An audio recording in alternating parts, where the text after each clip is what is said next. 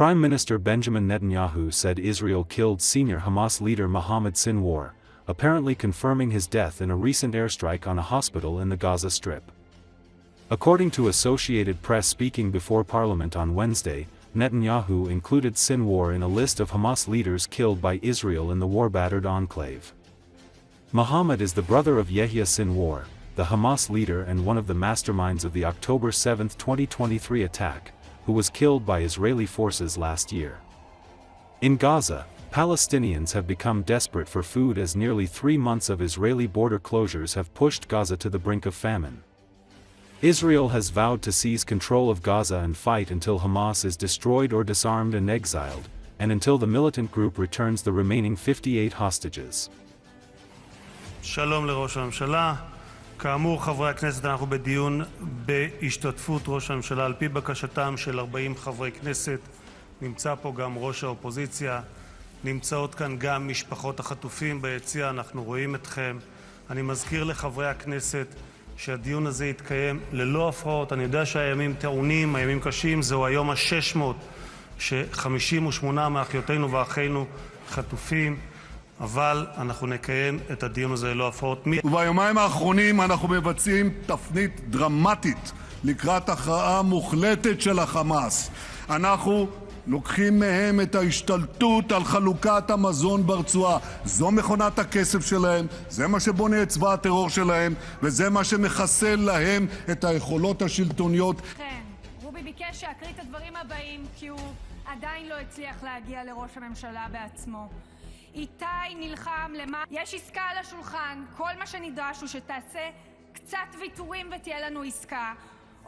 חיסלנו עשרות אלפי מחבלים, חיסלנו את דף, הנייה, יחיא סינואר ומוחמד סינואר. דיברתם... חבר הכנסת שטרן, קריאה ראשונה. דיברת בשיטתיות. אנחנו הורדנו את חיזבאללה על ברכיו. עבור איתך על כמה מההתחמקויות הגדולות שלך בהיסטוריה. אתה יכול בכלל, אם אתה זוכר את הקלטת הראשונה שבאת לנאום עוד בתחילת דרכך במאבק עם דוד לוי, מזה חמקת בצורה מדהימה. זה שהחזרת את חברון ומצאת ידיד בבית הלבן, אתה זוכר? גם את זה חמקת בצורה מדהימה. Ukrainian military expert Dmitry Snegirev answered the question of why Ukraine is launching drone strikes on the territory of the Moscow region. The Russian side itself admits that Ukraine has actually found the Achilles heel of the Russian economy. The point is that regardless of whether the drone hit the final target, the carpet plan is announced.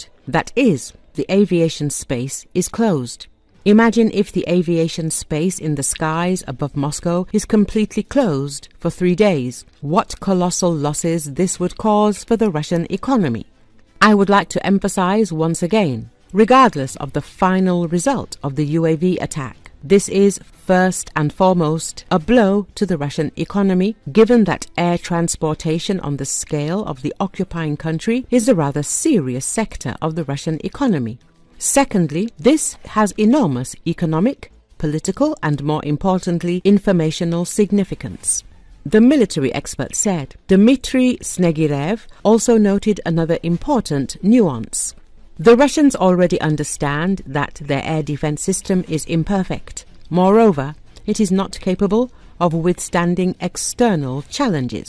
The main thing is that the Russian side has become convinced that the Ukrainian defense forces have the ability to scale up strikes on the territory of the Russian Federation, and note that there is a constant expansion of strikes. The carpet plan is being announced not only in Moscow. Today, Pulkovo in St. Petersburg closed the airspace, and at least in 6 other regional centers of the Russian Federation. So, President Vladimir Putin will not be able to sit comfortably in the Kremlin due to Ukrainian drones. Recall recently, dozens of Ukrainian drones targeted industrial sites across Russia. The attacks came in waves. Aviation authorities temporarily halted flights in and out of multiple cities, including Moscow. Moscow Mayor Sergei Sobyanin said at least 10 drones were downed near the capital. No casualties were reported in the strikes near Moscow or in other regions. In the Republic of Tatarstan, air defenses were reportedly activated near Yelabuga. The town is home to the Alabuga industrial zone, where a major drone supplier for the Russian military is located.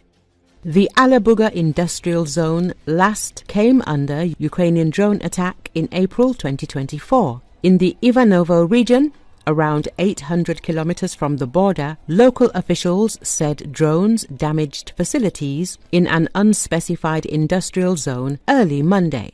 Some residents claimed the Dmitrievsky chemical plant was hit in the attack, though there was no confirmation from the authorities. Ukrainian National Security and Defense Council spokesman Andriy Kovalenko said the plant produces components for Russian military equipment, including missiles. Residents also reported explosions overnight at the site of NPO Splav, a rocket manufacturer in the Tula region. The Telegram news channel Astra, citing those accounts, said it could not verify whether the facility, which was targeted already twice this month, had been struck again.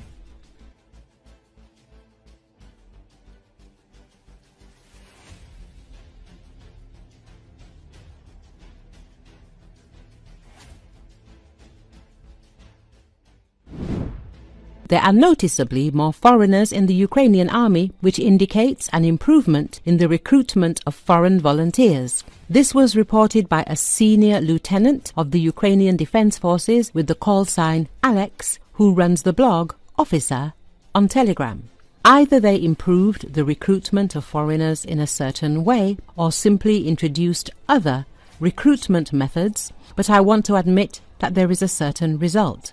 This is an increase in the number of structural units of foreigners in several brigades of the Defense Forces of Ukraine at once. This really cannot but please, but all this should have been done back in 2022, and the effect, frankly speaking, would have been much greater then, he wrote. At the same time, the officer notes that in the context of recruiting foreign volunteers, there is still work to be done. In particular, he believes it is necessary to launch a full-fledged advertising campaign within the limits of what is permitted and create recruiting centers for this. The military man noted that Ukraine should make the path to the army as simple as possible for those foreigners who have expressed a desire to serve in the armed forces of Ukraine. And accordingly, certain social guarantees, benefits on the territory of Ukraine and other payments should be there. Because some guys who have been fighting since 2022 still cannot obtain Ukrainian citizenship, although they deserve it much more than the poor guys from Tiza, the officer added.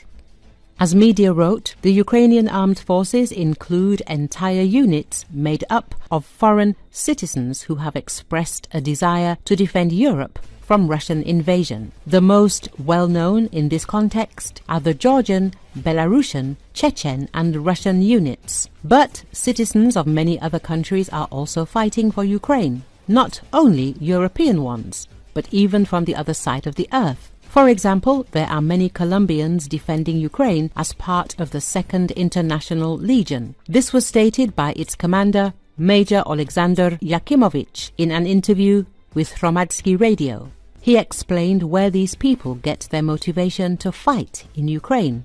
Yakimovich noted that Latin America is now suffering greatly and suffered before from communism, and it has historically happened that they are fighting it. It is not the same level of struggle, but nevertheless, they suffered greatly from communism throughout their history, because the Soviet Union tried very hard to influence that region to resist the USA. And this, of course, left its mark on history and on the understanding of these people, the military man noted. According to him, in this regard, they understand perfectly well what freedom is and why they are in Ukraine.